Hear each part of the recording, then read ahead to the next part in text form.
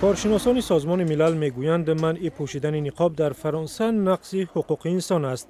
نمایندگان کمیته حقوق بشری سازمان که اجرای عهدنامه رعایت حقوق مدنی و سیاسی را نظارت می‌کنند گفتند که در قانون‌های فرانسه مخالفت یافتند. ما دو مورد اختلاف را پیدا کردیم. بند 18 آزادی اعتقاد و رعایت آزادی آن را ضمانت می‌دهد. بند 26 تبعیض را ممنوع می‌کند. بر اساس توصیه‌های ما فرانسه باید به آنهایی که حقوقشان نقض شده است جبران پردازد. همچنین قانونش را که مشخص نیست بازنگری کند.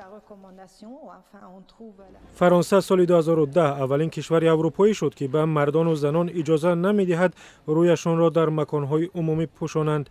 نه تنها نقاب، برقع و فرنگی اسلامی بلکه پوشیدن نقاب‌های دیگر و کلاه‌های محکم را نیز منع کردند.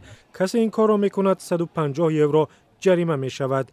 مقامات فرانسه امکان داشتند وجه و دلیل‌هایشان را بگویند، ولی آنگونه که کمیته سازمان ملل میگوید وجه فرانسه حامیان حقوق را قانع نکرد. آنها میگویند این وجه فرانسه که منع پوشانیدن روی برای تامین امنیت و همزیستی آسایشته جامعه ضرور است درست نیست. ما می‌بینیم که پیامدهای قانون بیش از حد است.